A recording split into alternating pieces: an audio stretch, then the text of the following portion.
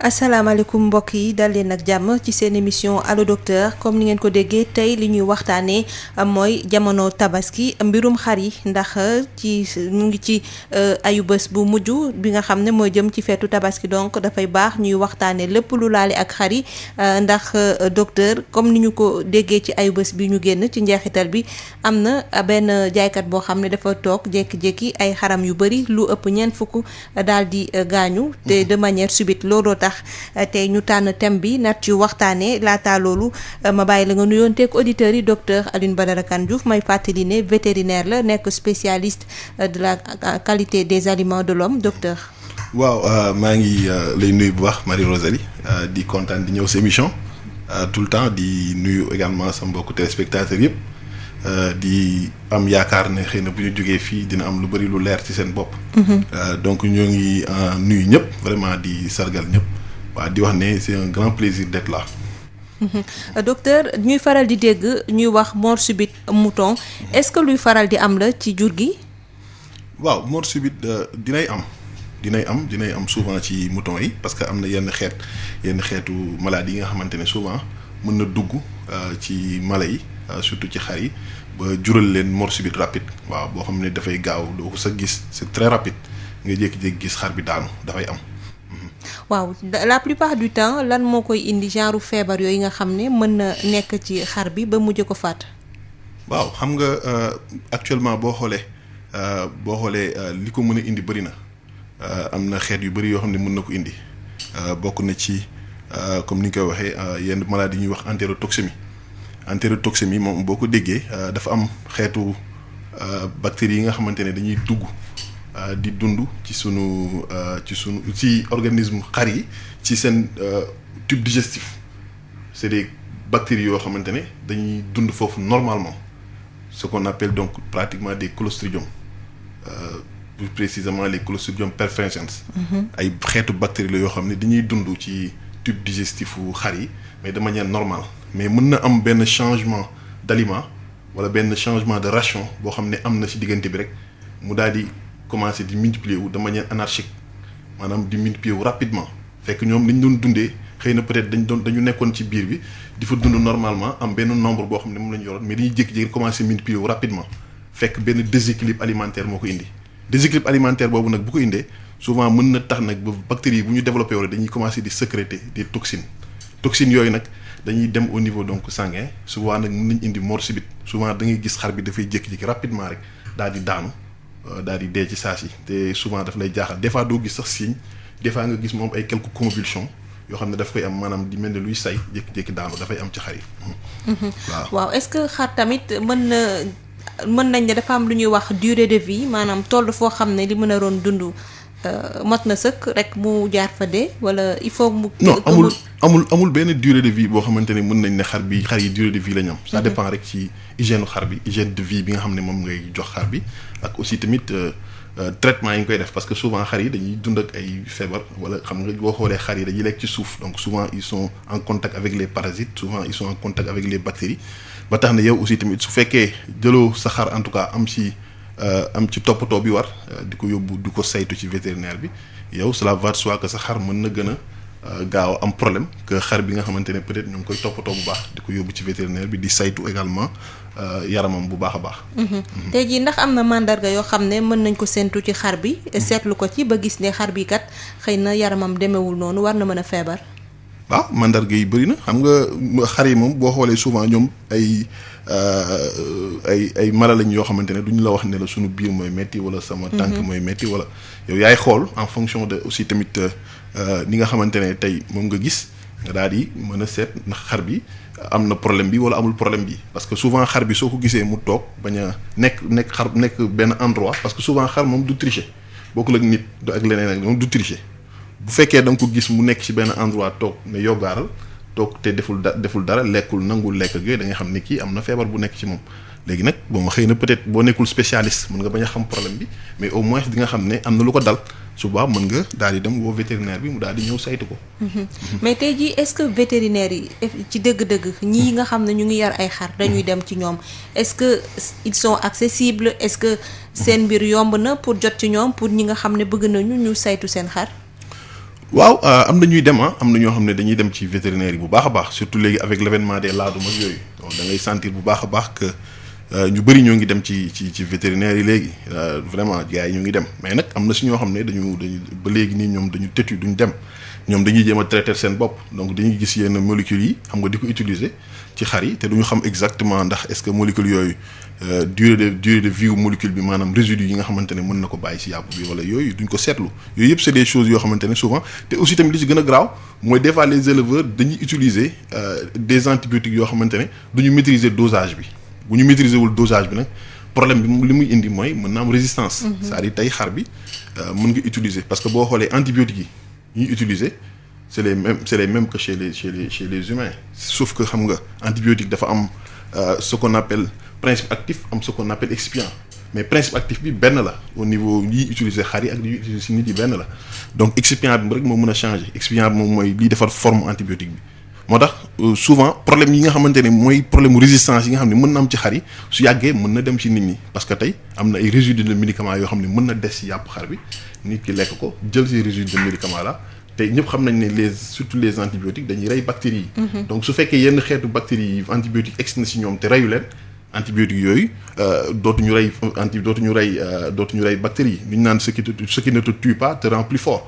tey su fekkee antibiotiques yooyu ñoom ñoo waroon rey bactéries yi dem nañ ba xàmme leen cela va de soi que ne bactéries yooyu antibiotiques yi dootu leen rey te su boobaa menace bi dafay nekk aussi tamit ci biir nit ñi parce que tamit bactéries yi benn la ñuy jàpp nit ñi ñoo jàpp mala yi antibiotiques ñu utiliser ci mala yi moom la ñu utiliser ci nit yi donc c'est la même chose donc kon loolu il faut que tamit éleveurs yi nga xam ne dañuy utiliser abusivement des antibiotiques qu'ils sachent que mën na indi résistance ba ci nit dina loolu mooy lan mooy nit mën na dem ba nga xamante ne tey dina feebar mais du mën faju waaw donc mais est-ce que ça veut dire que kon éleveur bu ne balaa ngaa jox sa xar antibiotique il faut nga gis vétérinaire mu xam ban date nga ko mujjee jox est-ce que dafa am benn intervalle de temps boo xam ne war nañ ko respecter ci joxante garab yi genre antibiotique yeeg yooyu.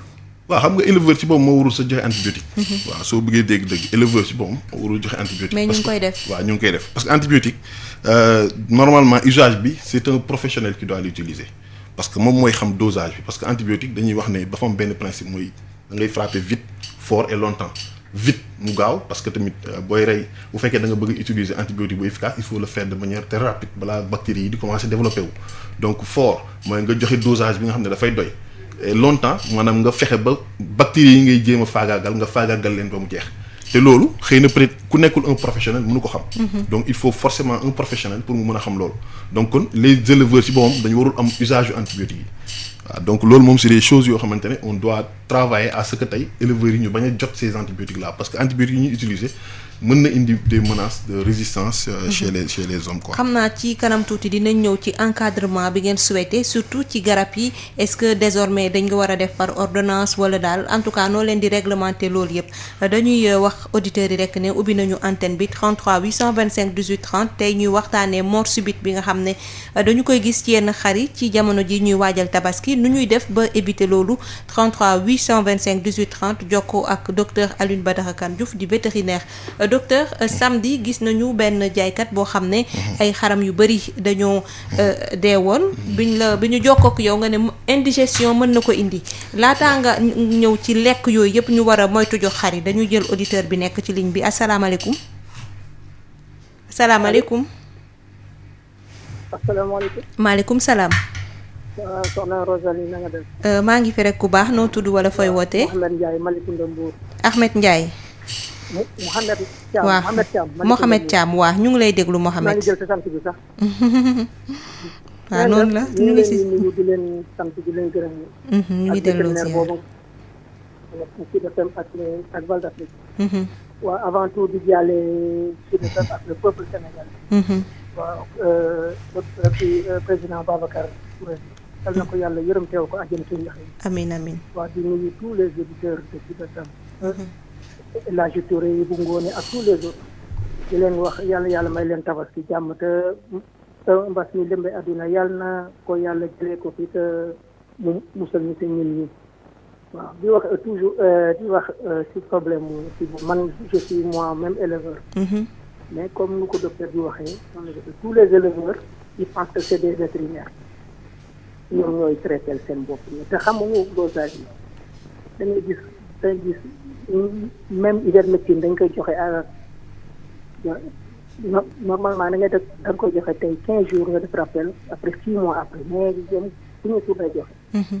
te bu événement jotee ay foire ak yooyu je suis parmi eux dama leen di gis am na ñoo xam ni dañuy joxe des corticoïdes yooyu jigéen ñi di utiliser doomu ñaar yooyu ñuy utiliser pour mbux yi. moom la ñu utiliser pour xar yi. loolu je l'ai vu de mes propres yeux te loolu dañuy jaawale xar bu duuf ak xar bu pata ak duuf bokkul xar day suur saaku aliment yëpp dañ ci bind dose boo xam ne journalière boo xam ne moom la animal bi war a jël. des fois dama la ko expliqué non man damay jël un kilo man leen bu dee ripaas bi 300 grammes par kilo bu dee nag 3 kilos dañ ko bind ci saaku bi mais nag vraiment y a un grand travail à faire. ñun ñi bëgg nañu élever bëgg nañu kii mais ñoom concours yooyu daal moo leen intéressé quoi.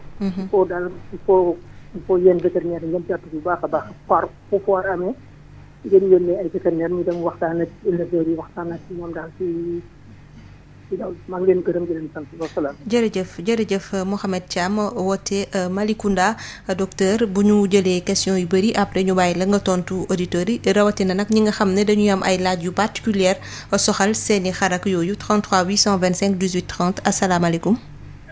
salaamaaleykum soxna Marie Rosalie Ndiaye. maaleykum salaam.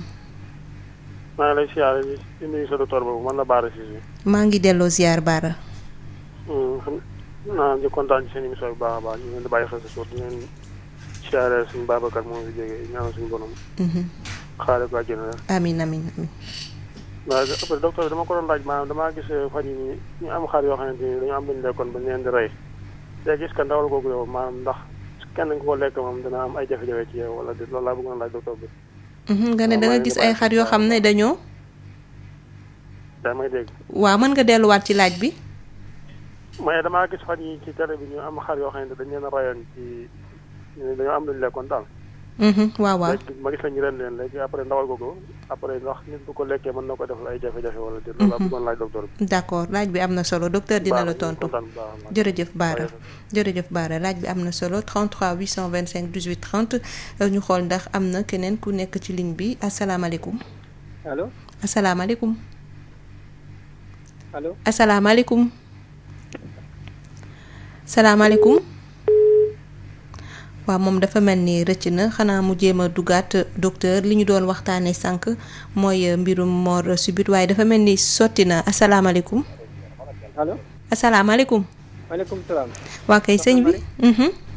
maa ngi lay ziar bu baax. maa ngi delloo ziar. maa ngi nuyu docteur. ñu lay fay. di leen jaale Babacar Touré. yàlla na suñu borom yaram xaar ka. amiin. dama doon laaj docteur. ban conseil la ñu war a mën a jox ci consommation bi ñu mën a def ci tabaski bi ñaata lañ quantité bi ñu war a jël ñu bañ a ëppal di fër ak yu demee noonu ñaata la war a toll. allo. waaw ñu ngi lay dégg. waaw kay loolu laa doon laaj docteur. merci beaucoup jërëjëf ñu jéem a xoolaat keneen koo xam ne bëgg na dugg jokkoo ak suñu vétérinaire suñu invité tey docteur Alioune Badara Kane Diouf ñuy waxtaanee mbirum xar nag ci jamono tabaski bi docteur nu ñuy moytoo feebaru xar yeeg xar yi nga xam ne dañuy jékki-jékki rek daal di faatu asalaamaaleykum. maaleykum salaam. soxna si na nga def. maa ngi fi. Marie Rosalie na nga def. maa ngi fi rek. waaw man maa ngi dëkk Thiaroye tudd Daba leen doon jaale rek. waaw dama leen jaare rek di wax ne daal ci DFM la ba mu ubbee ba léegi. kon lu metti loolu bu leen dalee wax dëgg yàlla ñun la dal. dëgg la jaale bu baax ay mbokkam leen ko jaale yéen ñëpp. jërëjëf. ko jaale ne Xadi Jóob ak képp kuy liggéey ci DFM. kon ñaanal yàlla xare ko àjjana. amiin yàlla na yàlla nangu ñaan. rek laa doon woote. jërëjëf auditeurs yi ñu bëri docteur nag ci occasion yi rek la ñu am pour ñoom it àggali seen njaal ndax depuis démb ligne bi yombul woon torop nag mu doon loo xam ne ñun tam dañ koy rafetlu bu baax tamit di leen jaale bu baax a baax waaye Sud FM di nuyu aussi tamit Babacar moom je pense Babacaru Sénégal yëpp la boo xoolee témoignage yi nga xam ne am na ci moom mu nekk loo xamante ne lu am solo la loolu dafay wane ni nit fépp foo nekk rek da nga fa war a def lu baax. ba nga fay jógee. moo tax vraiment témoignage rafet na trop. ñu ngi koy ñaanal yàlla xare ko àjjana. amiin amiin te suuf sedd ci kawam. amiin. asalaamaaleykum. asalaamaaleykum. waa kay sëñ bi noo tudd wala fooy wootee. waaw. Abdou Sakor. waaw ñu ngi lay déglu Abdou.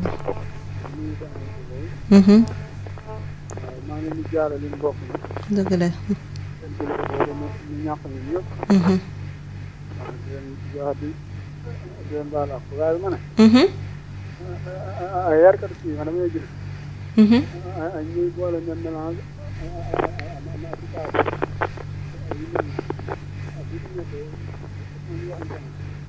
est-ce que mën nga yëkkati kàddu gi bu baax Abdou.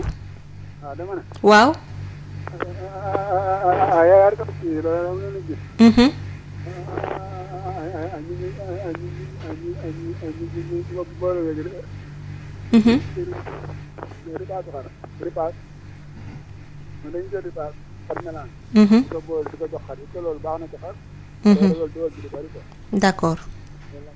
d'accord laaj bi leer na docteur dina la tontu ci kanam tuuti 33 825 18 30 waaw docteur ba tey ñu doon wax ci wàllu indigestion indigestion nee nga ci di nga njott moom moo indi xar yu bari yi nga xam ne gaañu woon nañu samedi mu waral ko.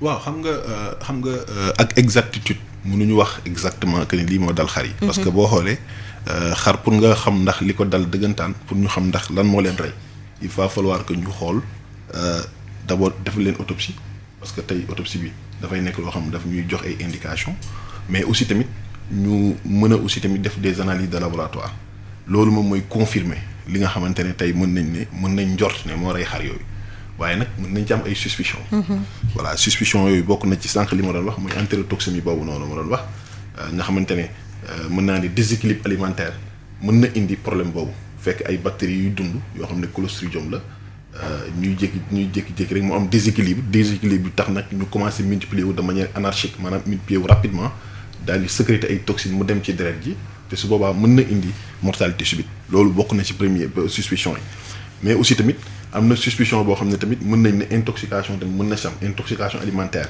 maanaam tey mën nañu aussi tamit am ay résidus de pesticides par exemple yoo xam ne peut-être dañ ko doon utiliser par mégarde mu dem ci aliment bi ñu lekk ko am te ñëpp xam nañ ne pesticide dafa nekk loo xam ne c'est toxique.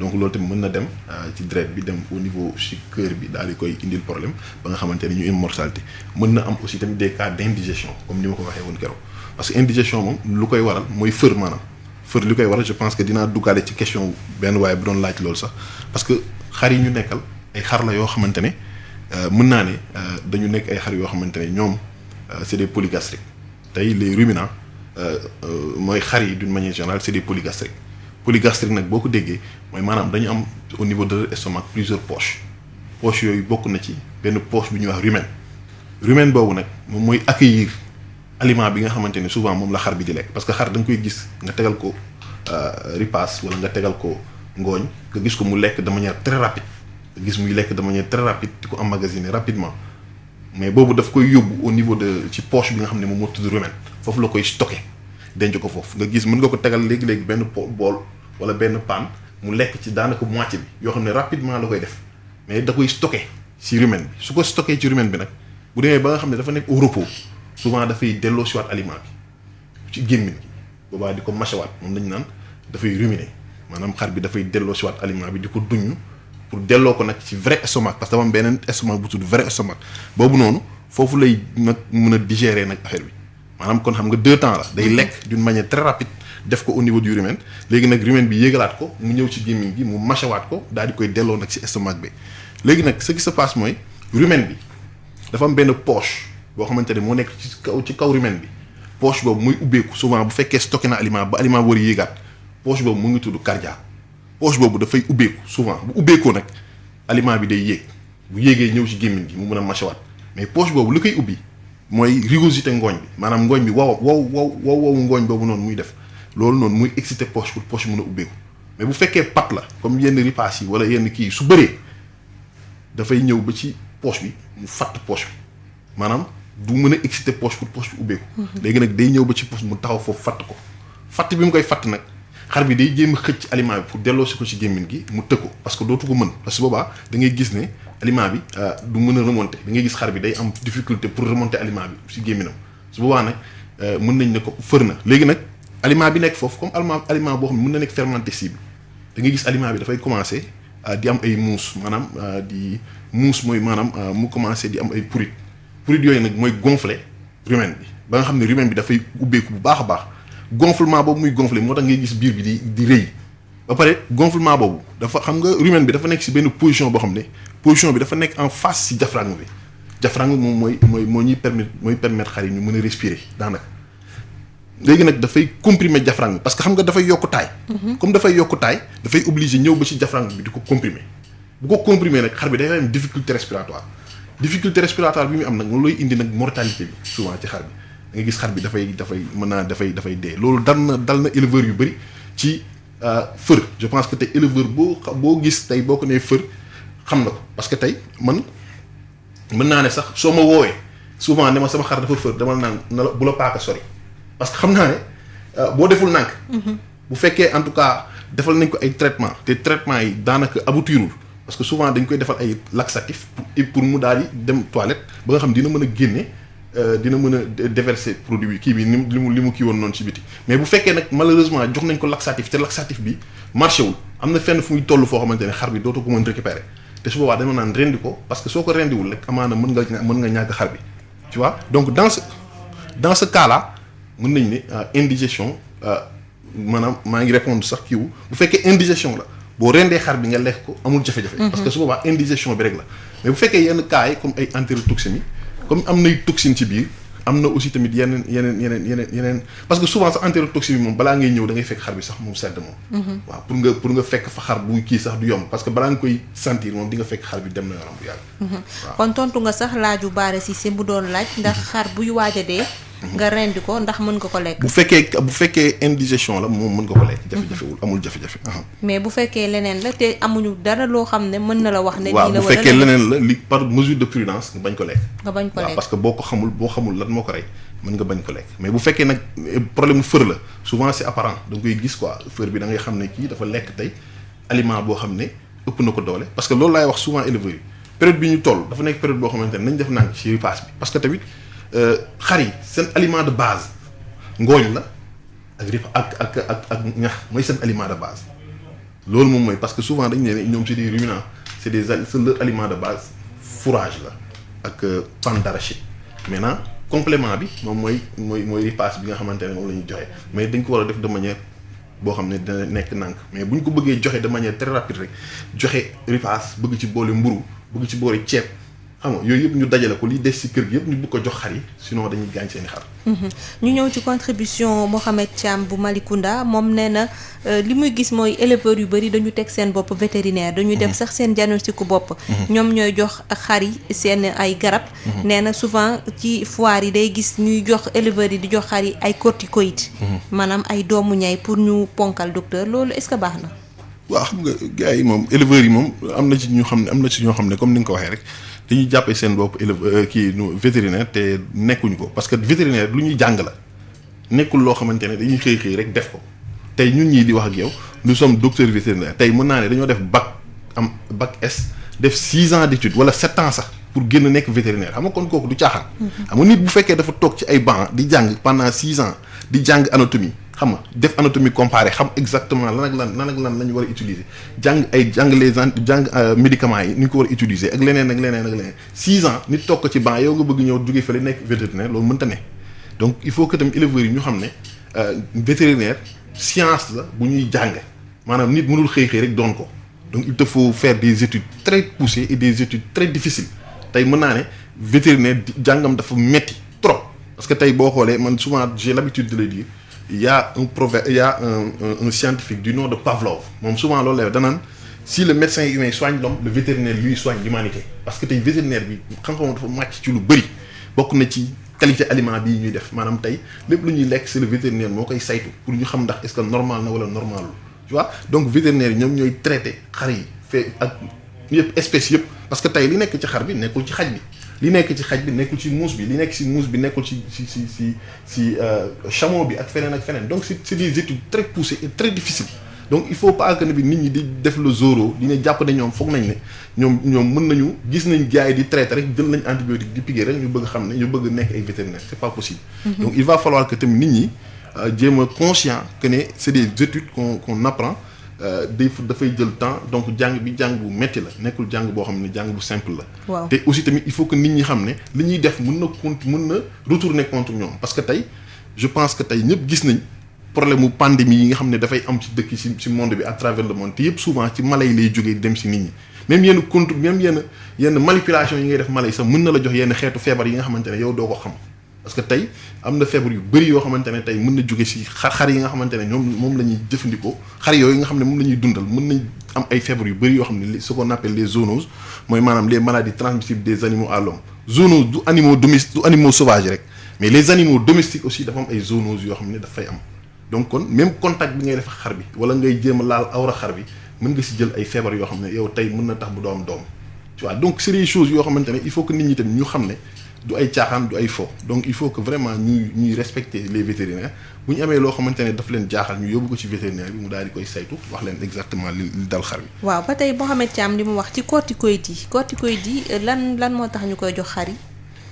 non man xaw ma yan type de corticoïde lay wax exactement waaw parce que mais lu ma mën wax daal mooy parce que ñun lu ñu xam ci xar ci yoo xamante ne moom la ñuy jox pour mën a développer les moutons c'est souvent des vitamines ak yenn compléments yi quoi donc yooyu lañ leen di jox souvent pour mën a pour mën leen activer ñu sawar parce que tey boo xoolee on fait les déparasitages pour rey saan yi nekk ci ñoom mais aussi tamit ñu def des vitamines pour gën a yokk xar yi sawarte n'est-ce pas donc yooyu la ñuy def souvent pour xar yi fekkee dara jotu leen pour ñoom ñu mën a évoluer rapidement parce que tey xar bi su fekkee da nga ko mettre dans de très bonnes conditions jarul nga koy jox leneen soo reyee saan yi nekk ci moom parce que souvent booy jox xar aliment te mu am ay saan ci biiram mais dundaloo xar bi saan yi ngay dundal donc ñun suñu reyee saan yi traité leen defal leen ay vitamines yoo xamante ne tey dina tax ñoom ñu gën a sawar pour lekk donc boo leen joxee alimentation boo xam ne normal na équilibré mais amul lenn luy tax ba xar bi du développé donc jarul ngay jël leneen loo xam ne da nga ko ci yokk di ko jox xar bi. waaw doomu ñay yi tamit foog ñu wax ci li nga xam ne day ponkalloo xar yi parce que ñu ngi ci peut-être dernière ligne droite tabaski xëy na nit di jaay xar mu gis ni peut-être xar bi dafa yooy mu bëgg ko ponkalloo ci diggante bi pour mu mën a jaar. docteur non diggante bi moom kenn mënu fi ponkalloo xar. diggante bii nii ñu toll parce que tey tabaski foog naa la ci des bëreetul donc na nit ñi xam ne.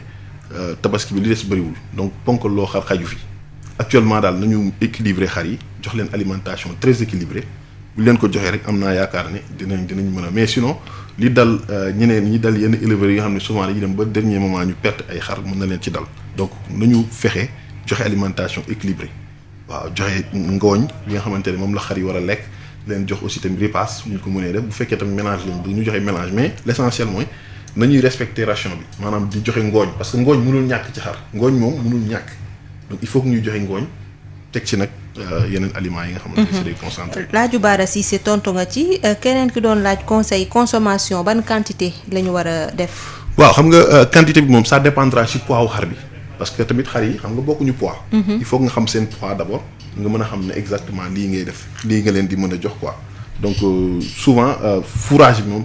ak ngooñ bi amul problème kooku moom mën nga ko teg à volonté mais problème bi mooy au niveau des ci ripaas bi foofu mooy problème bi ndax nan nga war a joxe wala noo war a joxe souvent boo joxe ay 1 kilo bu fekkee benn xar la boo xamante ne am na poids normal 1 kilo normalement du poser problème mais soo bëggee dem plus de 2 wala 3 kilos boo ko jox xar benn xar kese mën na indi jafe-jafe. waaw souvent. donc c'est en fonction du poids. la ñuy natt c'est en fonction du poids. waaw moom ngay xool nga xool aussi tamit nan ngay joxe alimentation bi. waaw Abdou Sakhor li muy laaj sànq junj nga ko mooy mélange ripaas ak yeneen jaxas yi ñuy def mélange. non mën nga xam en fait concentré la rek d'une manière générale yooyu yëpp c'est des concentrés donc mën nga ko dajale jox mais problème mooy loo ciy joxe na nekk quantité boo xamante ne quantité bu raisonnable la. sinon bu yenn quantité bi ëppee rek mën na indi fër ci xar yi. waaw kon dañuy ibbiwaat antenne bi 33 825 18 30 ngeen participer ci seen émission Allo Docteur ñuy waxtaanee wér-gu-yaramu xar yi ci jamono ji nag nga xam ne ñu ngi waajal feetu tabaski naka la ñuy def ba moytu xar yi ñi jënd ci biir kër yi moytu ba ñu xëy rek yeewu gis ne dañoo daal di dee loolu yëpp tey dañ ciy ànd dañuy jël ki nekk ci ligne bi asalaamaaleykum. salaamaaleykum soxna. waa kay sëñ bi nu tudd wala fooy wootee. Abdoulaye Wade maa ngi woote Abdoulaye maa ngi woote Fass. ñu ngi lay teewlu Abdou. maa ngi nuyu di leen ziar. ñu ngi dellu ziar. di morceau ci bi. yàlla xaar àjjana. amiin amiin. en fait damay revenir ci docteur bi muy wax sànq pour affaire yaa ngi sànq de poser une question ci affaire doomu ñay yi. mais souvent day moom dama koy dégg maanaam bon moom ñoom loolu lañ jàng. mais dama bëgg mu revenir sur conséquences yan lañ am quoi ci wàllu yàpp bi. ndax amul conséquence parce que dama la comme ci tabaski lañ jëm bu fekkee nit ki rey na xaram bu gisee yenn signes soit ci côté cœur bi wala yeneen bon moom a gën a xam nga xam ni xar boobu dafa am danger pour mu bañ ko consommer loolu laa bëgg pour mu gën ci ñëwaat. te fekkee li ñuy wax tamit comme que xar yi bon ñu ngi des dégg ne ay doom ñeeg yeneen ak yeneen yoo xam ni bon xamuñu ko est-ce que tamit gënul tamit naturel tamit ñuy jël xar yoo xam ni comme ay bon ci bu ci àll bi jóge ak nga xam ni ñooñu mo dañu xam ni ay ñax la ñuy lekk par rapport ak xar yoo xam ne ñu ngi boo ñu duuf nga xam ni bon te bon entre parenthèse dafa mel ni comme dañ ko bon interprété quoi. waaw loolu laa bëggoon boo mu ñëwaat ci yan danger la am quoi ci consommation bi quoi. d'accord waaye ñu jégalu ba. d'accord jërëjëf ci laaj yi muy laaj yan conséquence moo am ci doomu ñay yi ñuy jox xar yi pour ñu ponkal buñ ko lekkee ak tamit bu ñu reyee xar bi ndax mën nañu saytu ci xol beeg res beeg yu ni mel loo xam ne signe la boo xam ne day wane ne xar bi kat biñ koy rey xëy na dafa feebar wala yàpp bi kenn waru ko lekk 33 825 18 30 ñu jéem a xoolaat keneen koo xam ne bëgg na dugg ci émission bi tey joxe ay laaj yoo xam ne dafa aju ci wàllum xar asalaamaaleykum. asalaamaaleykum. waaleykum salaam soxna si ngeen def. ñu ngi fi rek sëñ bi. ngeen di ziar waaye di rafetlu émission bi waay. ñu ngi delloo ziar. waaye si di leen diggaale kilifa goo fi jóge waay. yal na ko yàlla yërëm. amiin amiin. waaw daa am loo doon laaj docteur. maanaam léeg-léeg ñi comme li mu wax léegi rek xam nga li mu wax dëgg la moom wax dëgg yàlla docteur vétérinaire da nga koy jàng ni ñuy jàngee docteur yeneen yi waaye xëy rek nekk docteur loolu moom war ngeen ci gëstu bu baax a baax. loolu moom dafa bari ci suñu réew mi surtout Bawol gii tey rek yor say piqûre naan da ngay piqûre xar ak yooyu ñu lay fay. loolu moom dafay bari loolu. ci loolu passé léeg-léeg day am piqûre yoo xam ne dañ koy piqûre jur gi. dëgg la. maanaam ñun ñii di war a jënd comme ku nga war a jënd tabaski te xamoo. dëgg la piqûre bi maanaam dosage bi dañ ne ci xar mi gën nga jënd ko pour tabaski ko ndax loolu dina wàññee wala déet. dëgg la. waaw jërëjëf ci laaj bi docteur dina la tontu. docteur dina la tontu li muy laaj mooy jënd nara wàllum piqûre yeeg dosage yi ñuy def ci xar yi. ak ñi nga xam ne tamit du ñu ay vétérinaire dañuy xëy di ne la damay piqûre xar nga bàyyi leen ñu piqûre sa xar te xamoo lan la ndax baax na wala baaxul asalaamaaleykum. asalaamaaleykum maaleykum salaam. kon Adja Ndeye Khady. Rosalie. ziar nañ leen. ñu ngi delloo ziar. di ngi leen dëggal sëñ Babacar Touré fi jógee. si gi leen seen wàll. man de dafa am mu noonu laaj docteur. comme temps yi dañ nekk si période jaay xar. nan la gars yi nan ko bon laaj nan yan màndarga lañ mën a xam xar yi feebar na wala feebarul. parce que am na feebar xar yoo xam ne aussi. xamuñu ne ànd na jàngoro am nañu jàngoro. moom la ko bon laaj. allo. waaw jërëjëf jërëjëf dina la tontu. incha allah 33 825 18 30 ñu jéem a xoolaat koo xam ne nekk na ci ligne bi bëgg a dugg ci émission bi asalaamaaleykum. waaleykum salaam. ok bisimilah. waaw naa def yaa ngi si jàmm. naa ngi si jàmm noo tudd wala fooy wootee. man maa ngi wootee Sandiara. Sandiara. waaw Sandiara laay wootee. docteur mu ngi lay déglu. waaw ñun fii ci daralu Sandiara bi damaa gis ay fii ci biir daral bi. allo. ñu ngi lay dégg waa. damaa gis fii ci biir daral bi ay kutt yoo xam ne boo fa taxawalee nag suñu ñaari minutes rek kutt yi dañuy gis tànk yi ñuy nag. te léegi mu ci joxuñu waaye joxuñu wax ñu ci dara daal. comme ça man te loolu te yóbbu nag boobu. ay kutt la nag kañ yóbbu ko ñu rey ko nga gis ñu ciy jël yeel yi leen jafandikoo te loolu wóorul. ay lan la ay kutt wala. waaw ay kutt la wax. ay kutt laa la wax. waaw kutt yoo xam ne ñu ngi fii ci daral Sandiara bi. boo fa yeewee nag. ñaari minute rek kutt yi dañuy jël nag suuf bi.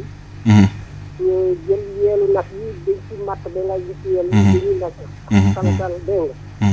léegi boo jaayee nag boobu nag boo si yóbbu nag di ñu rendi nag boobu yel yeel yi dangay gis jigéen ñi jël ñoom it ñu koy consommé ñu koy jëfandikoo te loolu daal bu mag mu ngi siil xamuñu lan la jéem nañu wax su ne waaye ñun daal gis ñu solution ba léegi loolu daal mooy te leneen li it te tey li ciy wax ni affaire vétérinaire yi it ñu sàmm yi daanaka koo ci gis yi en général ñu bari daanaka duñu ay vétérinaire waaye jàng nañu tuuti rek ndax li ci loo yëngu rek toujours danga ci war a am ay gis-gis tuuti rek loolu moo tax da ngay gis ci ànd ak juróom yi teewul teewi dangay dem a dem dangay comprendre lu bari loolu moom ci dara waaw kon daal loolu moo nekkoon sama laaj daal ma ak dégg jërëjëf laaj bi am na solo jërëjëf docteur dina la tontu ci kanam tuuti rek ak ñëpp ñi nga xam ne jot nañu fësal seen laaj soxal seeni ay xar lépp loo xam ne moo di signe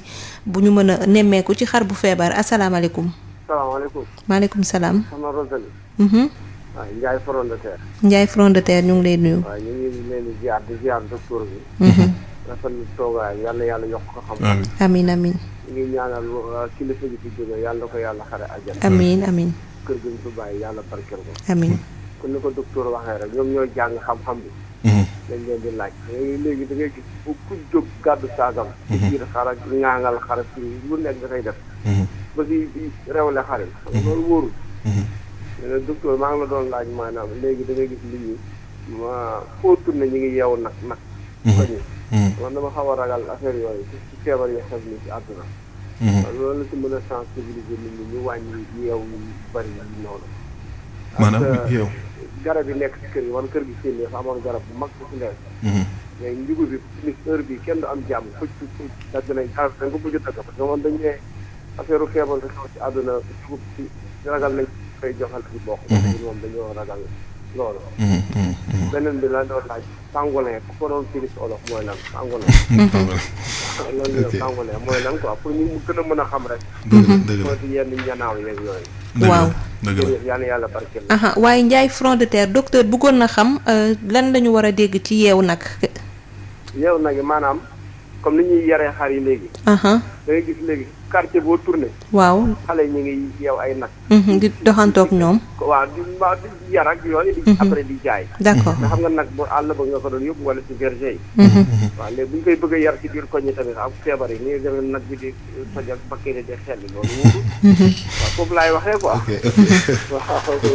jërëjëf. waaw di jóob moom dañoo bëgg a yeew ay affaire. waaw loolu moom dama ciy ànd bu baax. waaw soo tourné ñu ngi yeew nag. loolu war ngeen di jóg tamit. semence affaire yi di yóbbu. dëgg la ñu koy yóbbu ci berger yi. wala ci àll bi. soo tourné yeew nag rek loolu wóoru. dëgg la jërëjëf waay jërëjëf docteur di nga ko jéem a wax it beneen laajam pangolin mi ñuy faral di dégg ñu njortu ne moom moo indi feebar bii nga xam ne tey jii moo lëmbi àdduna naka lañ koy waxee ci wolof wala bokk nan la ñu mën a def ba nit ñi xàmme lan mooy pangolin asalaamaaleykum. Marie Rosalie. waaw. na ngeen def. ñu ngi fi rek. man la Sarr Maana di wootee Géejawaay Daaru Xan. Sarr Maana ñu ngi lay ziar. waaw docteur ñu ngi koy nuyu di ko ziar. ñu ngi lay fay Sarr. waaw ma amoon ñetti laaj rek ma bëggoon nga leeralal ma ko. damay gis éleveurs yi di foq béjjënu xar yi. bu ay mbote ñu foq seen béjjën est-ce que am na ay conséquences yi muy am. deuxièmement xar ñaata yoon la war a lekk par jour ak ñaata yoon la war a naan par jour. dama gis ñoo xam ne bu ñu sebetee seen ceeb la ñuy jox seen xar mu naan. bu ñu naanaatee le lendemain la ci jour ci heure boobu même heure. maanaam 24 heures ba 24 heures la xar yi di naan est-ce que loolu jaadu na wala jaaduwul. waaw bi ci des mooy est-ce que feebar bi ñuy wax ni virus bi. comme par exemple ni ñuy xoolee xar yi ay foq naag foqul est-ce que loolu mën na leen koo wàll wala déet. nga am ñu ci ay leeral daal docteur. Marie Rosalie merci beaucoup. ñu ngi lay jaajëfal Sarr Maana ci ñetti laaj yi docteur dina ci tontu ci kanam tuuti dañuy yokkaat ñaari question rek ñaari auditeur su ko defee ñu tëjandi antenne bi jox docteur kàddu gi mu mën leen a tontu ci 33 825 18 30 bu fekkee te sotti na bu fekkee ne sottiwul tamit mën nañ ko yemaleegum fii rek docteur tontu ñu jël ki dugg ba pare asalaamaaleykum. ok sëñ bi. ndax mën nga yokk kàddu gi tuuti rek. waaw ñu ngi delloo ziar.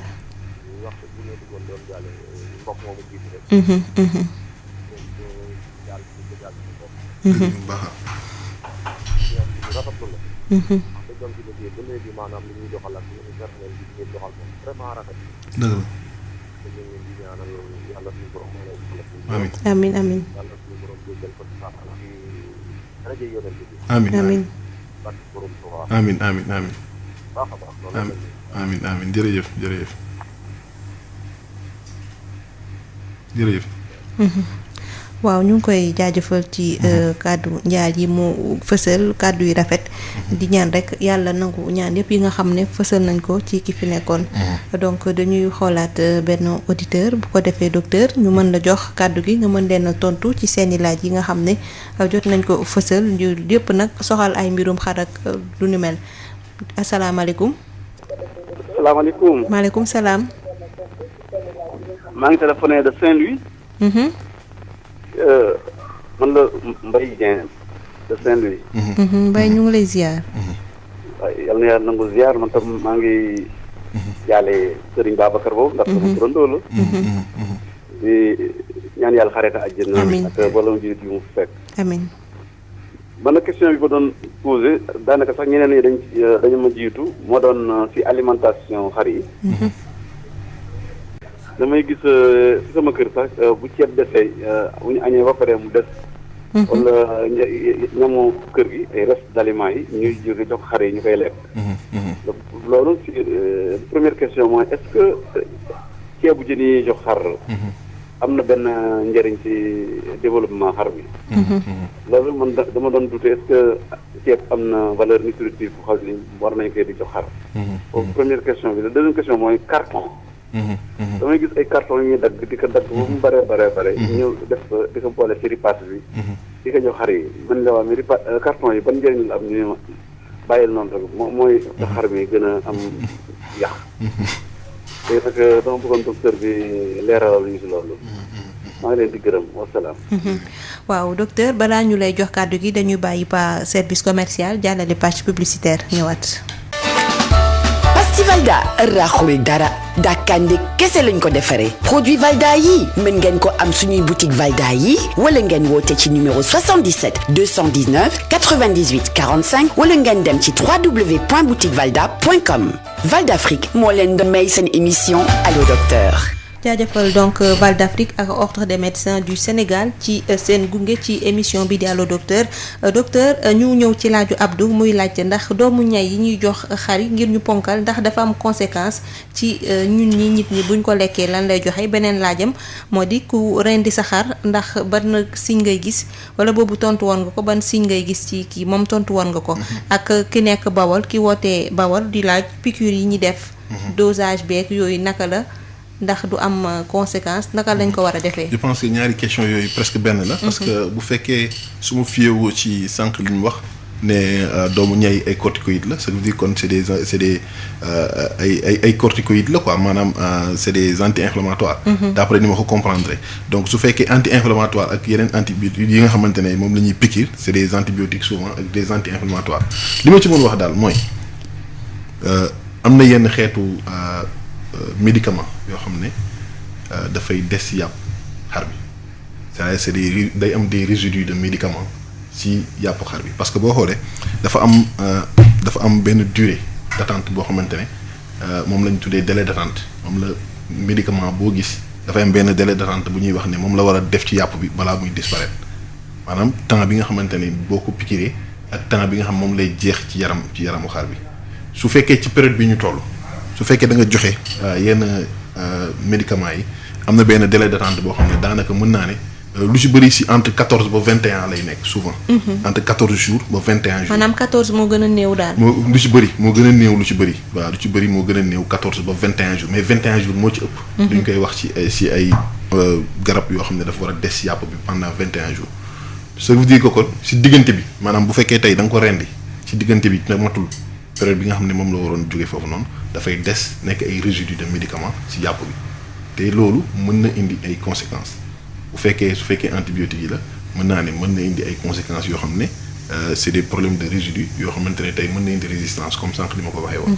parce que wax naa ko sànq ñaar antibiotiques yi bu fekkee nit ki par exemple dafa lekk produit yooyu daf yaramam daf koy xàmme maanaam yaramam dafay dugg ci yaramam te xam nga yaramu nit dafay des fois ay dafa ay bactéries yoo xam ne dañ ciy nekk bu fekkee bactéries yooyu nag résidus yooyu reyul bactéries yi dañ koy xàmme te suñ ko xàmmewee mën na tax ba ëllëg bactérie boobu bu jàppatee nit ki faagaaga mu indil ko jafe-jafe antibiotiques yi ñuy utiliser yooyu noonu dootu ko mën a faj maanaam tey mën na indi résistance boo xoolee FAO mën naa ne détecté na 50 000 cas de mort à travers le monde te loolu moo ko waral ces résidus de médicaments vétérinaires donc tu vois donc dafa nekk loo xamante ne jafe-jafe la boo xamante ne présentement il faut que nit ñi bàyyi ci xel que tey ñu bëri ñoo ngi décédé te parce que tout simplement amuñu lu ñu leen fajee.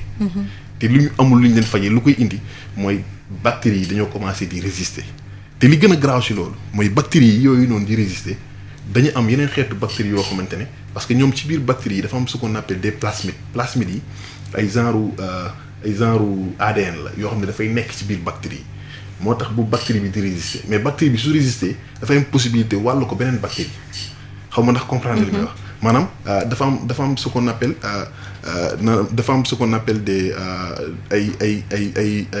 ce qu'on appelle des mën naa ko tuddee lu ñu mën a tuddee maanaam nu ma ko mën a tuddee mooy bactéries yi dañuy lënkaloo seen biir mais lënkaloo bi ñuy lënkaloo mën nañu wàllante résistance boobu.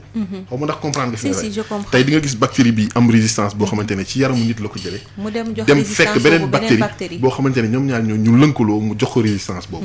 te xam nga loolu li muy signifié mooy dafa graaw. parce que tey nañ dem ba benn période est-ce que nit ñi dinañ amatul leen faj. ba tax na nit ñi ñoo ngi ciy def ay façon séminaire yu nekk di ci sensibiliser nit ñi.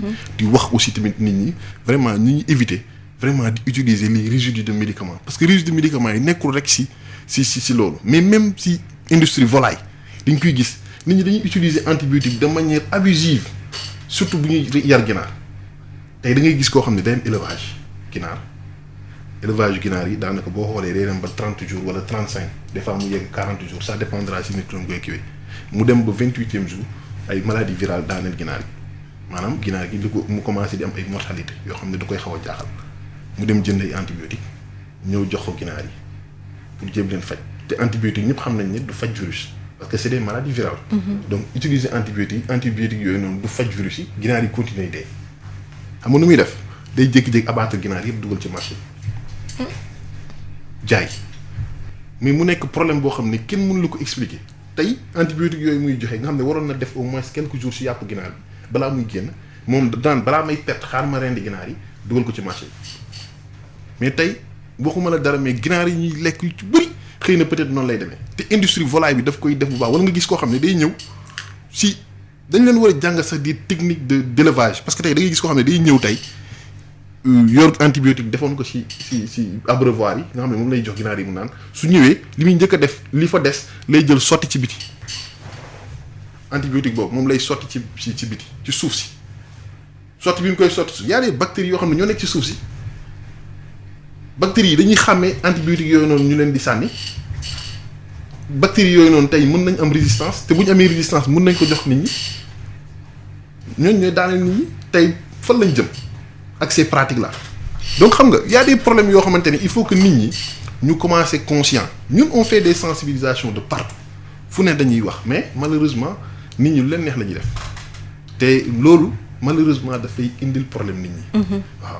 waaw moo tax laaju Abdou tamit dafay am sens ne xar bu ñu rendi tey jii ban mandarga mën a am ci biir yàpp bi moo xam ndax ci xol bi nga koy gisee ci res bi wala ci mbagg yi ban mandarga la nit ki mën a am ba seetlu ko ba ne lii kat bañ koy rey mu ngi doon dund ak feebar.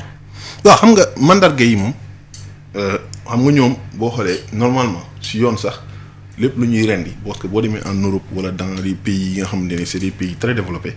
maintenant nit ñi dootuñu rey seen kër dañuy yóbbu au niveau des abattoirs ñu rendi ko xoolal leen ñu doog a yóbbu yàpp bi boo xoolee mais dans nos pays ba léegi loolu amu fi mais je pense que on doit pouvoir aller vers ça tey war nañ dem ba nga xamante ne mu am ay vétérinaires yoo xam ne c'est des vétérinaires mobiles tey da ngeen di woo ñu ñëw xoolal la ndax xar bi normal na ndax amul jafe-jafe balaa nga koy jëfandikoo.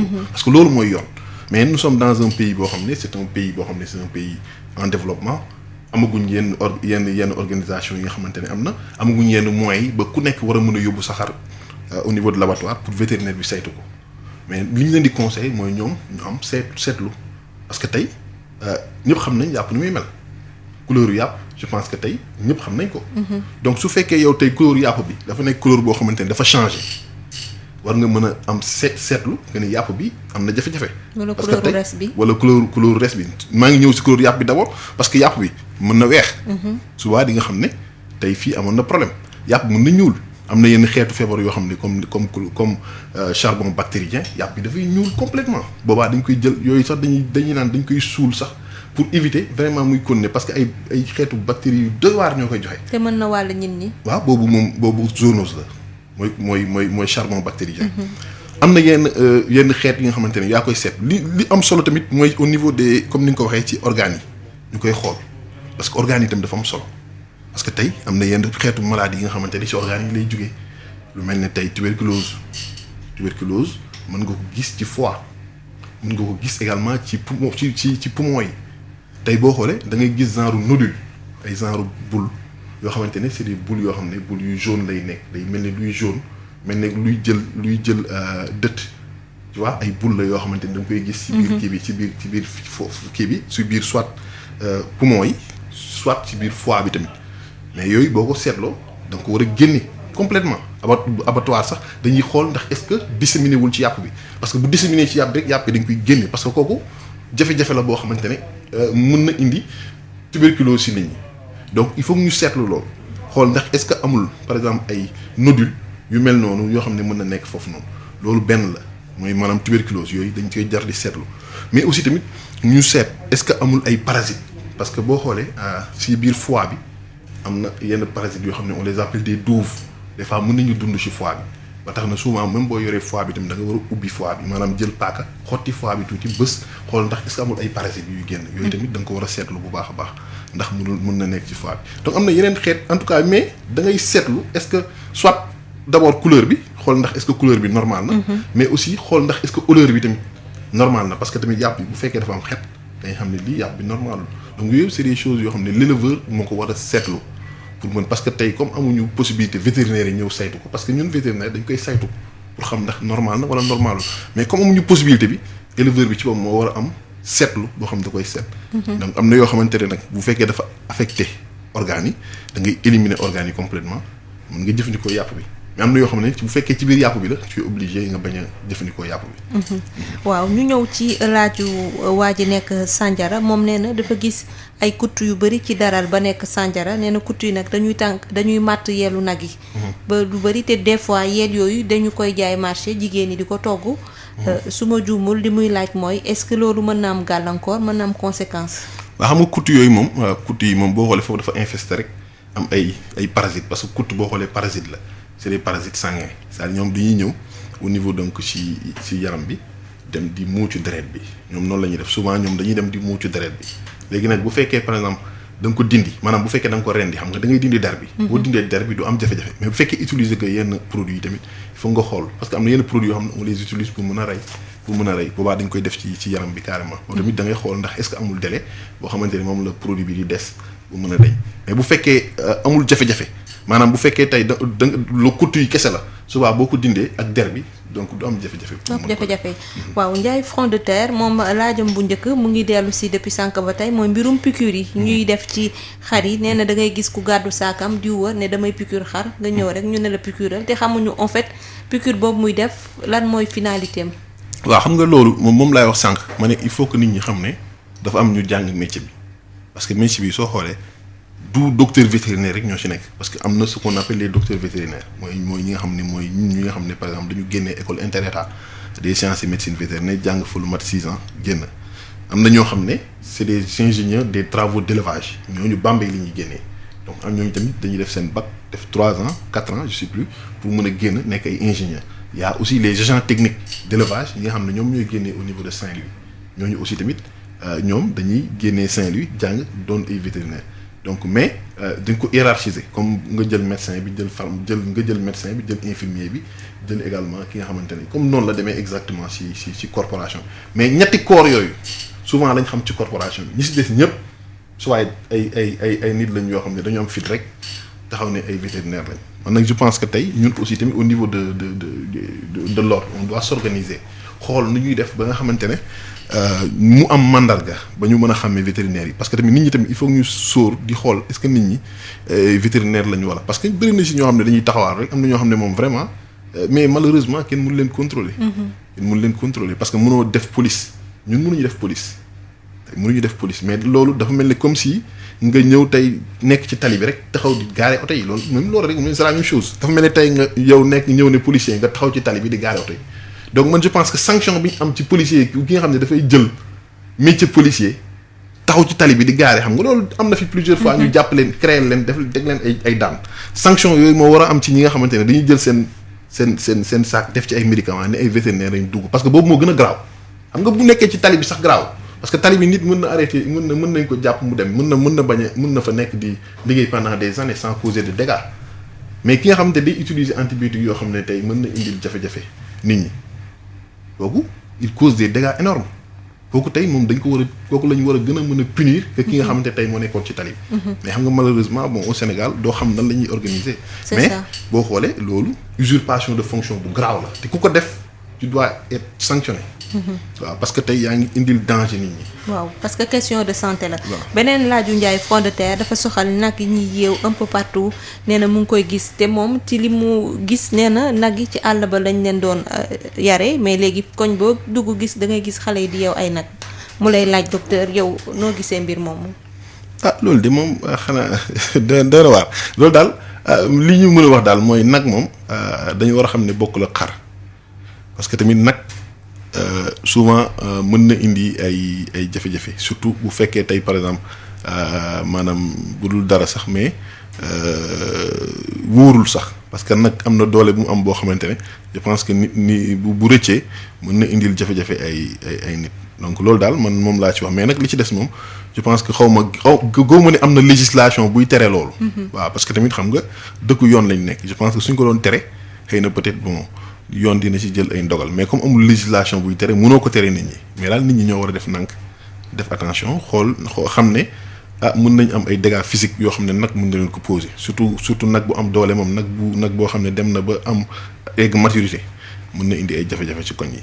surtout que xale yi dañuy foo ci koñ yi aussi tamit booy yi dañuy fubal ci koñ yi donc facilement bu nag rëccee moom mën na indi jafe-jafe.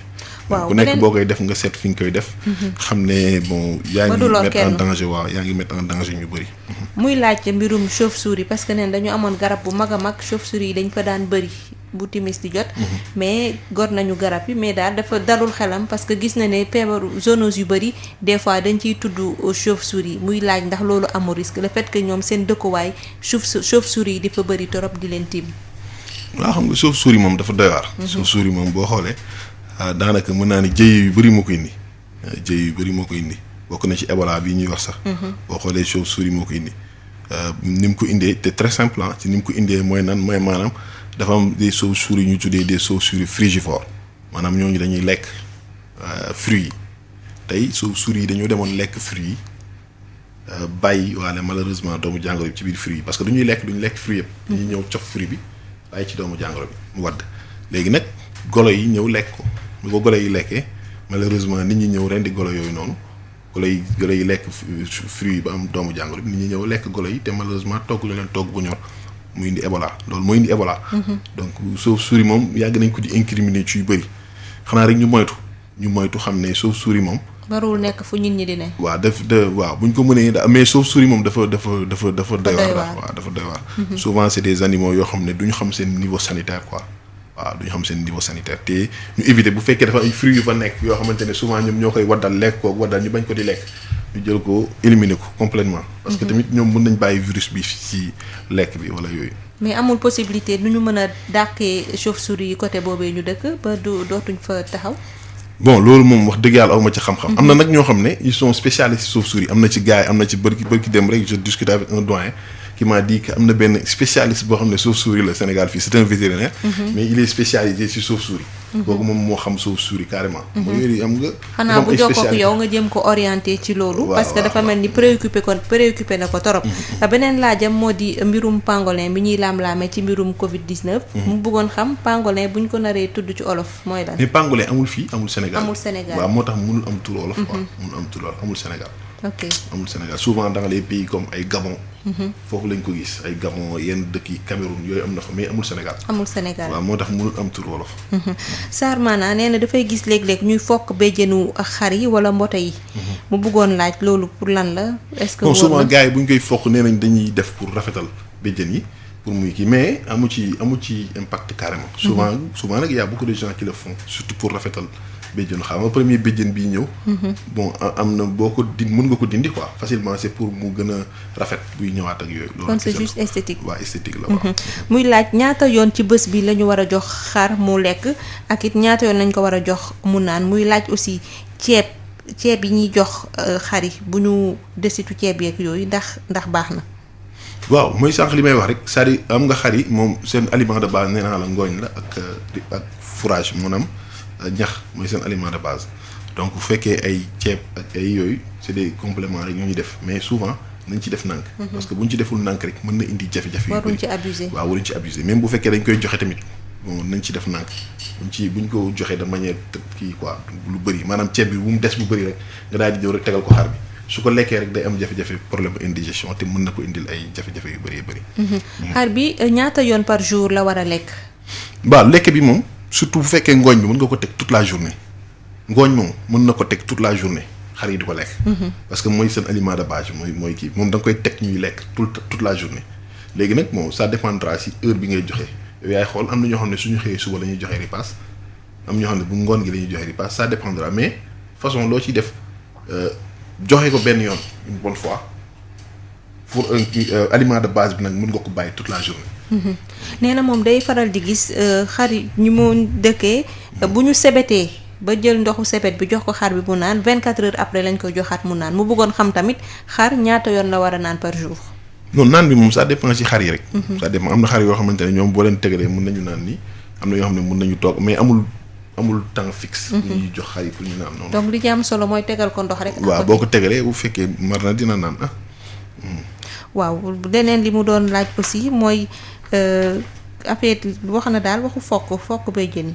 waaw mooy sànq li ma doon wax mooy li mu doon wax. ki wootee Saint-Louis Mbaye Dieng moom ba tey ci alimentation mouton moom moo doon wax reste yi desitu ceeb yi ñu doon wax sànq tontu nga ko desitu lekk daal lépp lu ñuy lekk ci kër desit yi ñu koy jox xarit ak carton yi ñu jël di jaxase ak ripaas. mais carton yi moom dinaa ci wax parce que am na ñu bëri ñu ma ci interpellé sax di ma laaj carton yi est-ce que carton yi baax na ci xar yi carton yi les gens le font mais pour man gisuma ci man élément nutritif.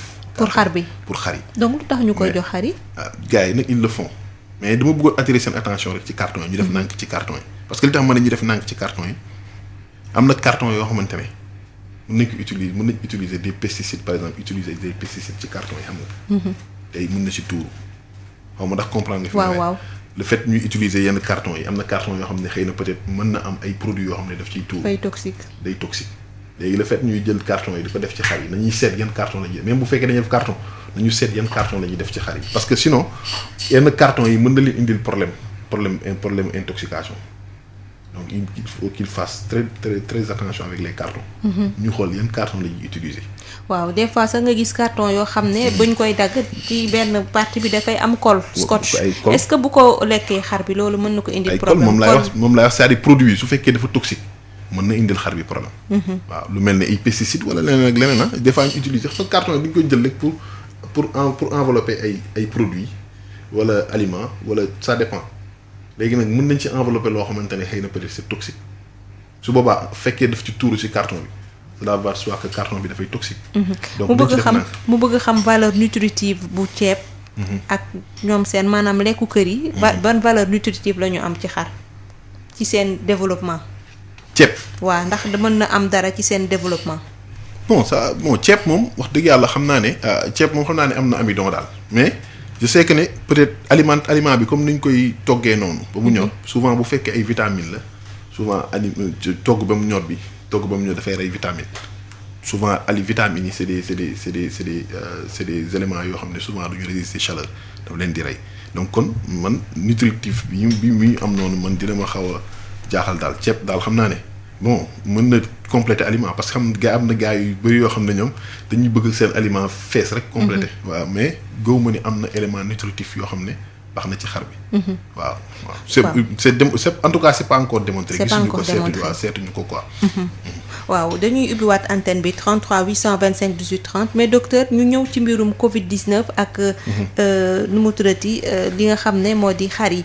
ndax xar yi mën nañu am mën nañu nekk vecteur de transmission su fekkente ne mën na nekk ci yan anam la ñu mënee fexe ba wàllante gi am ci wàllu feebar bi ndax am na ku ko posé sànq. waaw xam nga boo xoolee Covid 19 moom. Je pense que def naa ci sax benn article fan yii ci ginnaaw mu xaw a indi ay polémique gars yu bëri xawuñu comprendre fi nga waxee. parce que damay waxe souvent ne à l'état actuel où nous sommes gisaguñ ci xar yi jàngoro bi maanaam gisaguñ ne xar yi mën nañ am jàngoro bi à l'état actuel. am na nag yenn espèce yu mel ne ay chien ak ay chat yoo xam ne gis nañ ci ñoom doomu jàngoro bi ndax boo demee ci Hong Kong am na benn waay boo xamante ne amoon na doomu jàngoro bi.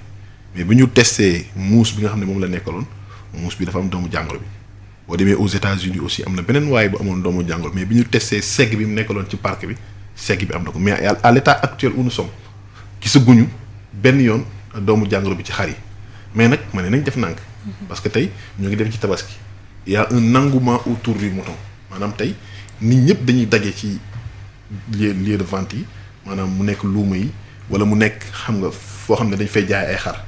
te kenn xamul kan mooy kan xam nga nit ku nekk tey mën nga am doomu jàngoro bi ñëw foofu ci daral ma ne bu ñu respecté wul les mesures barrières nit ñi mën nañu wàllante doomu jàngoro à travers les moutons. comment tey nit bu fekkee tey dafa am doomu jàngoro bi xam nga dafay génne doomu jàngoro bi ci gémminam wala ci bakkanam bu fekkee solul masque jege xar yi mën na def ay projection yoo xam ne dafay génne ci gémminam wala mu génne ci bakkanam dem dal ci karaw xar yi ma ne nag nit ki su fekkee dafa ñëw tey di raay xar yi mën na jël doomu jàngoro bi. ki nga xam ne tamit dafa sëqat ci loxoom.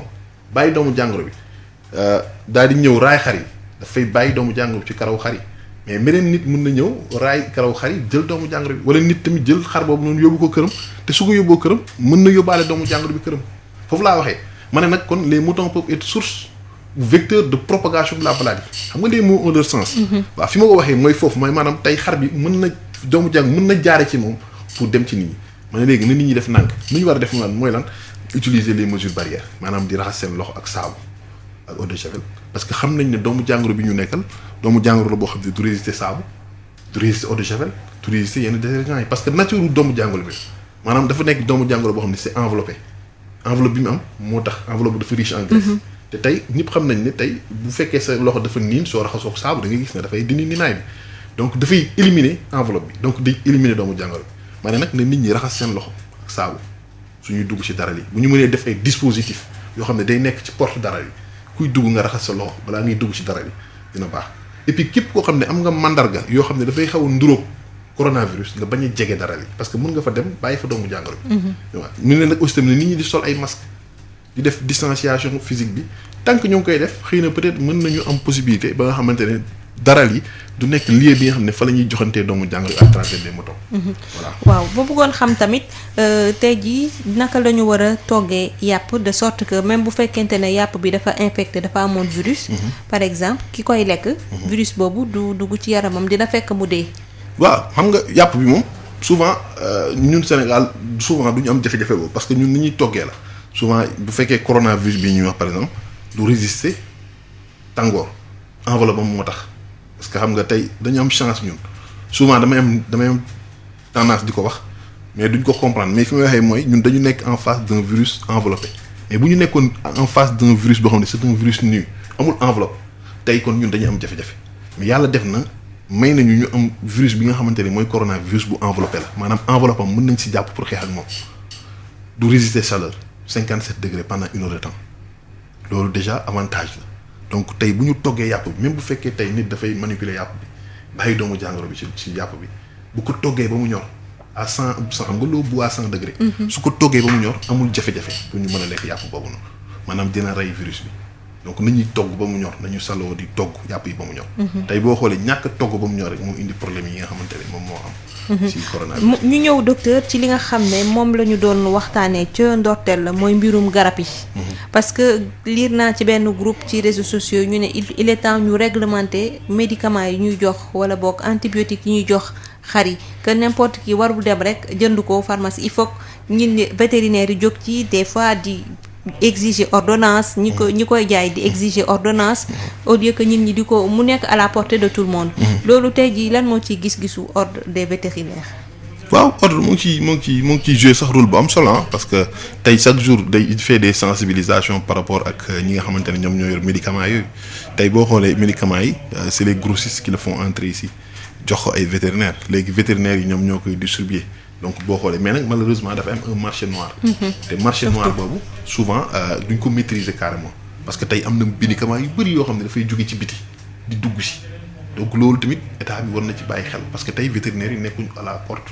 tey pour di vérifier ndax médicaments yi day dugg ak mais tey boo demee Mauritanie wala Gambie médicaments yi yoo xamante ne ñoom ñooy dugg c'est des médicaments yoo xam ne souvent c'est des médicaments fraude te souvent médicaments yi sax du ñu xam exactement maanaam seen ñi leen defar ñan la parce que tey souvent médicaments yi am yëpp c'est des médicaments yoo xam ne dañuy ne firme bi moo koy defar mais yooyu ay médicaments la yoo xam ne du ñu xam sax seen firme maanaam c'est des médicaments qu'on a mooy nekk ci marché noir bi malheureusement te loolu mënuñ ko contrôler donc mais vétérinaire ñoo ci même ordre defoon na ci ay saisies yu bëri mais xam nga dafa bëri trop te loolu problème la boo xamante ne état bi daf ci war a dugal loxoom bu baax a baax à travers la police à travers aussi la gendarmerie ak douane ñi nga xam ne ñoo nekk foofu ci frontières yi pour ñu gën a saytu loolu parce que tey beaucoup de médicaments entrent dans le pays te c'est des médicaments yoo xamante ne duñ xam ñan ñoo leen defar. ñu gis tamit ñu bëri ñoo xam ne dañuy woowee seen bopp vétérinaire sànq wax nga ko ca ay fan yu ginnaaw vétérinaire yi ñu ngi doon wax ne il faut que ñu jublu nañu daal en tout cas ci encadrer secteur bi de sorte que usurpateurs yi ñu mën leen teg ay daan yu métti comme ni ñu koy defee tam ci médecine générale nga xam ne képp kuy woowee sa bopp docteur te doo docteur dañ lay teg ay daan yu métti Sénégal est-ce que jot nañu def genre procès yooyu koo xam ne dafa doon wooye boppam vétérinaire te nekkul lu ni mel. mais bëri na fi trop malheureusement moom laay wax sànq ma ne état bi daf ci war a jóg c'est état moo ci war a jóg parce que tey bi ñu jàppee le médecin là. bi nga xamante ne tey le faux médecin mais problème bi ñu ko créé loolu mais bu ñu jàpp rek ne médecins yi rek ñoom ñoo mën a indi problème mais tey gars yi utiliser médicament bi wax naa la ko sànq tey dañ toll foo xamante ne on ne parle plus de santé animale wala santé humaine. Nous sommes en face actuellement d'un monde boo xam ne tey on parle de santé unique wala global health tey lépp la ñu war a boole parce que tey boo xoolee feebar yi gën a yaatu feebar yi nga xam ne ñoo gën a indi ay jafe-jafe ci àdduna feebar yu yëpp c'est des maladies transmissibles des animaux à l'homme boo xoolee peste ci animaux yi la jóge woon tu vois nga xool Ebola tey tas na àdduna bi gis nga ko problème bi mu indi tey ci animaux yi la jóge nga xool coronavirus ci animaux yi la jóge tu vois grippe aviaire ci animaux yi la jóge donc amatul tey tendance tey dañoo war a considérer la santé elle doit être unique la santé doit être unique donc tey moo tax bu ñu jàpp rek ne bu ñu jàppee un faux médecin dañ ko war a teg yenn daan yi ki ñu jàpp un faux vétérinaire tamit dañ ko war a teg yenn daan yi nga xamante ne moom la ñu war a daan. de la même manière que ñu ngi dàkk ñiy joxe faux médicaments yi ñoom ñëpp ñu ngi leen di. ba criminaliser sax mbir moomu. waaw mais faux médicament vétérinaire moo gën a garaaw. faux médicament vétérinaire moo gën a garaaw. te maa ngi la koy démontrer sànq rek ne la vraiment loolu dañ ci war a jóg parce que problème la boo xamante ne mënuñu xam sax kii bi nee naa la 50 000 cas de morts ont été détectés par la FAO à travers le monde te pays yi ëpp mortalité ci pays yooyu c'est les pays en voie de développement mooy pays africains yi. wax nga ko sànq ci ginaar yi nag mu ça fait un tilt parce que ginaar boo jox antibiotique tey muy waaj a dee ñenn ñi jot a dee ñeneen di waaj a dee nga rendi leen dugal leen ci marché bi tey ban système la ñu mettre en place pour contrôler loolu yëpp nga xam ne ce sont des produits d'élevage pour xam ndax lii war nañ ko def sur le marché wala amul benn contrôle. fu nekk malheureusement xam nga éleveurs ginaar yi.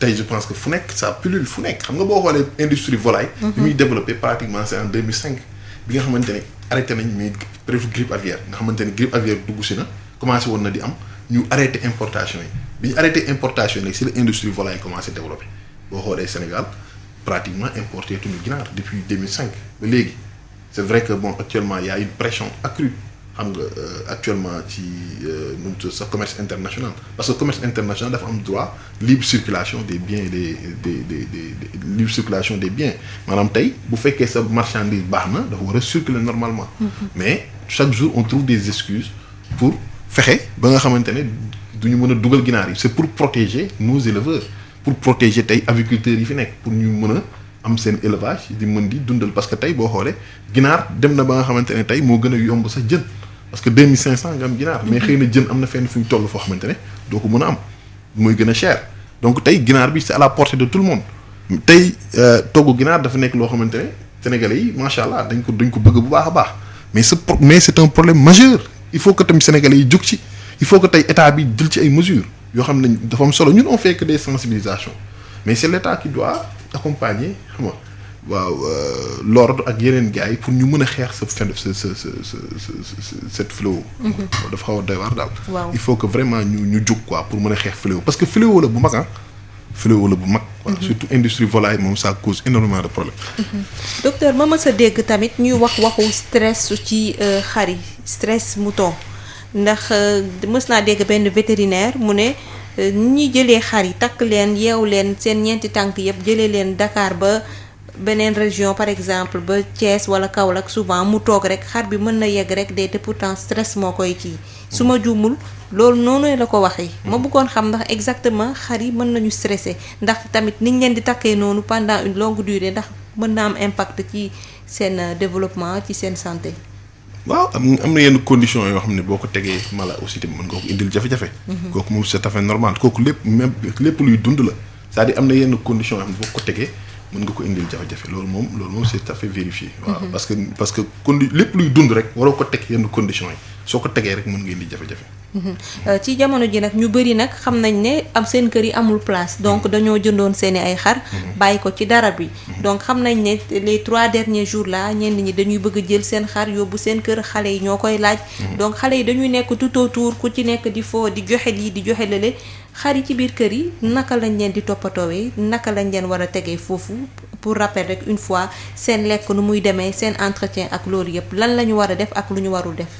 waaw xar yi ci biir kër gi war nañu am place d'abord war nañu am place boo xamante ne déjà foofu lañ leen di yóbbu parce que tey mënuñu bàyyi xar yi ñuy taxawal ci biir kër gi tout le temps il faut ñu yóbbu leen benn endroit boo xam ne fa la ñuy nekk mettre leen dans des très bonnes conditions tey defal leen aussi tamit fu ñuy tëdd ñu seet nan lañ koy aménager ba nga xamante ne tey duñu tëdd foo xamante ne xëy na peut-être day tooy tout le temps parce que tant que moo ngi tooy aussi tamit mën na indi ay infection yu bëri foofu noonu ci biir. donc yooyu yëpp tamit il faut que ñu seet ko alimentation tamit wax naa ko c'est-à-dire alimentation moom il faut que ñu xam ne c'est des ruminants c'est-à-dire c'est des herbivores c'est des ruminants herbivores maanaam ñoom tey alimentation de base bi ñu am mooy fourrage mooy ngooñ seen alimentation de base moom mooy tax ñu mën a duñu mooy mën a tax ñu mën a dellu si waat lekk bi seen gémmiñ di ko lekk donc nag yeneen yi c'est des compléments donc ne nit ñi bañ a jàpp ne maanaam di jël ripaas bi wala mélange beeg yooyu rek di ko jox xar yi kese souvent ay problème souvent c'est des problèmes alimentaires la ñu am. waaw problème nutritionnel alimentaire. xam nañ ne xar dafa cher nit mën na jënd xaram toog ba yu tabaski gis ne peut-être santeem demeewul noonu xar bi commencé na indi jafe-jafe xëy na tëdd na ba ñu jóg est-ce que bu ko rendee je veux dire avant muy dee carrément. te xamul la source du malaise wala de la maladie xar boobu mën na ko lekk te du ko indil benn jafe-jafe. comme mu dee comme nan exactement. non je veux dire nga jënd sa xar tey jii rek yeewu gis ne sawarul dafa tëdd bañ a jóg. nga profitoo rey ko te jéemoo woo vétérinaire xam lan la lu ko dal ak yooyu. yàpp boobu li gën a wóor mooy nga woo vétérinaire. mais vétérinaire yi est-ce que accessible na ñëpp yoruñu numéro vétérinaire naka la ñu war a def. Sénégal vétérinaire yi kay ils sont un peu partout à travers le Sénégal ñu ngi fépp cabinet yi ñu ngi fi de.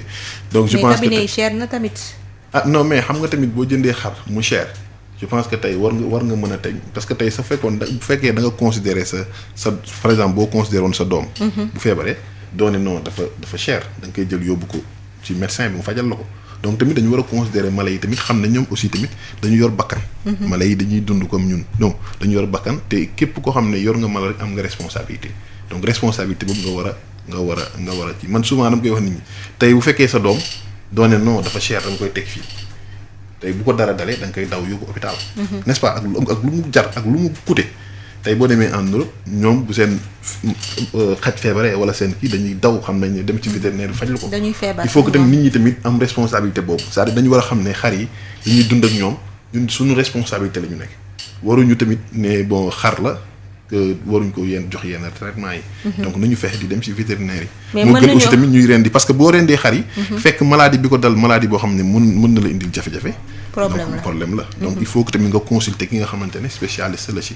waaw spécialiste yooyu seen tey jii prix approximatif consultation vétérinaire ñaata la xëy na am na ñuy déglu mosuñu dem ci vétérinaire amoon yéen a dem ci ñaata la au moins. moo gën a moins cher consultatif kii nu mu tudd prix consultatif nit.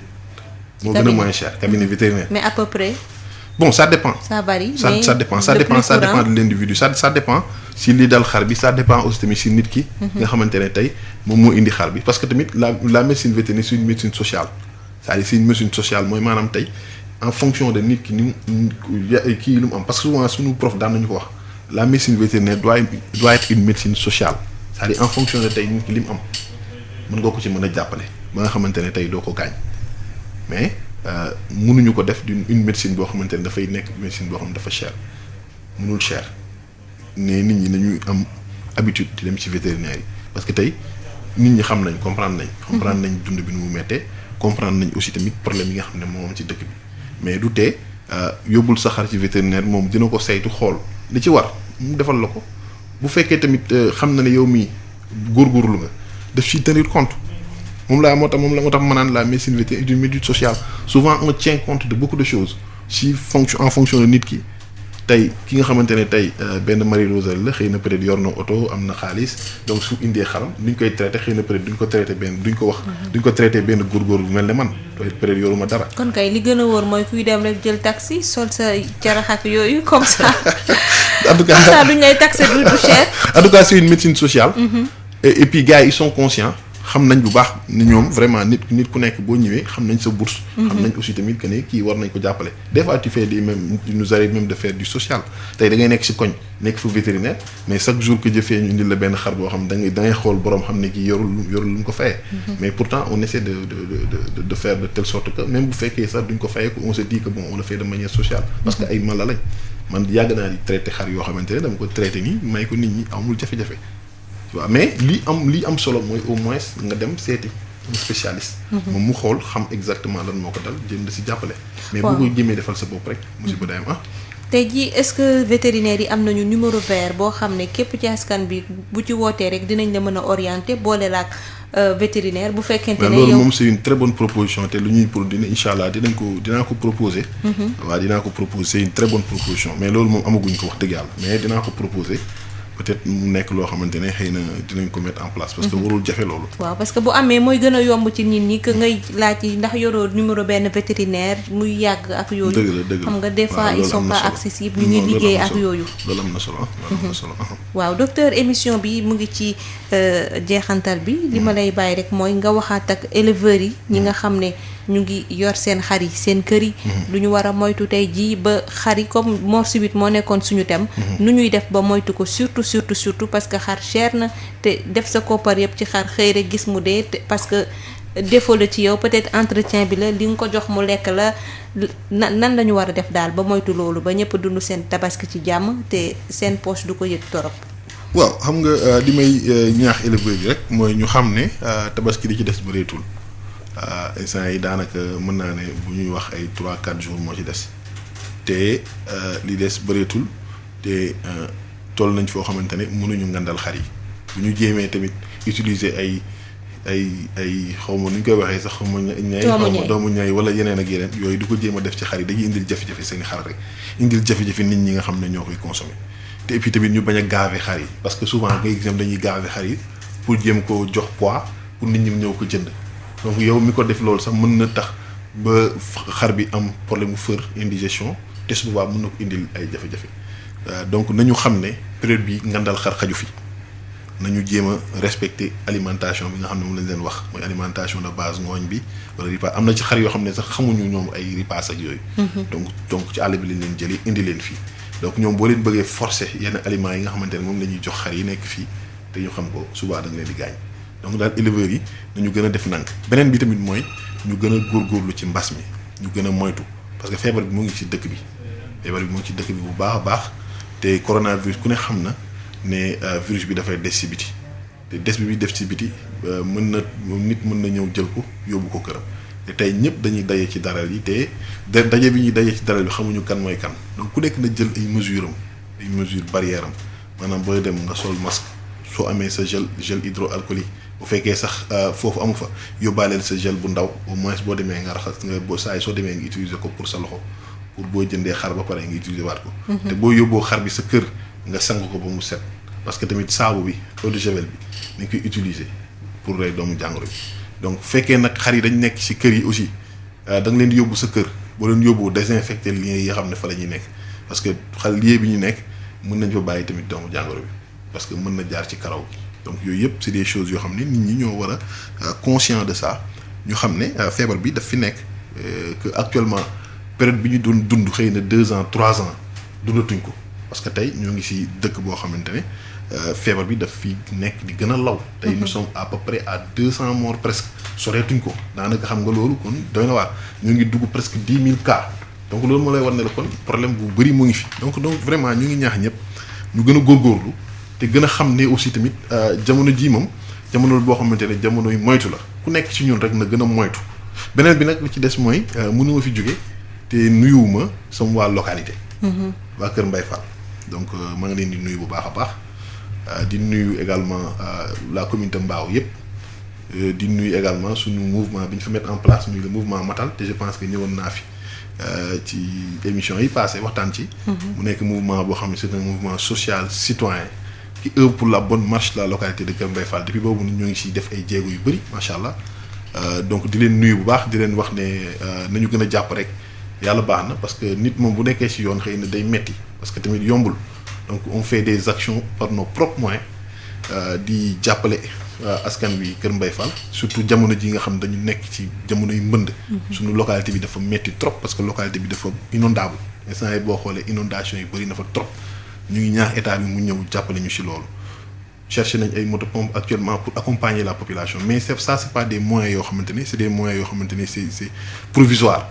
mais il nous faut des moyens définitifs yoo xam ne état bi daf ko ñëw indi foofu maanaam fexe canaliser ces zones là beneen bi aussi tam mooy sunu tali bi nga xamante ne Rudis vraiment depuis 5 ans ñoo ngi ko def foofu bàyyi ko fa indil nañu jafe-jafe bu metti mënuma jóge fii te duma ko wax parce que je pense que fii tribune la boo xamante ne war nañ ko fi mën a jàlle autorités yi ñu ngi ñuy dégg donc ñuy ñaan vraiment population bi tali bi jëm Rudis tali bi nga xam ne dafa dugg jëm ba Rudis tali boobu sonn nañ ci trop Promoville lañ waxoon ne moo koy mettre en place commencé na ko mais depuis boobu sincèrement gis nañ ne daal daf ko fa bàyyi dem yoonam ndox mi nag moo ngi fay stocké te dañu nekk ci contexte boo xam ne contexte coronavirus la te cëpp xam nañ ne feebar bi tey maladie comorbidité yëpp boo ko amee rek daf lay indi jafe te ndox bi stocké mën na indi ay yoo foofu te yooyu mën na indi siburu te siburu mën na nekk maladie comorbidité te tey ñoo ngi ci période pandémie donc vraiment état bi na ñëw vraiment régler ces problèmes là dans notre localité.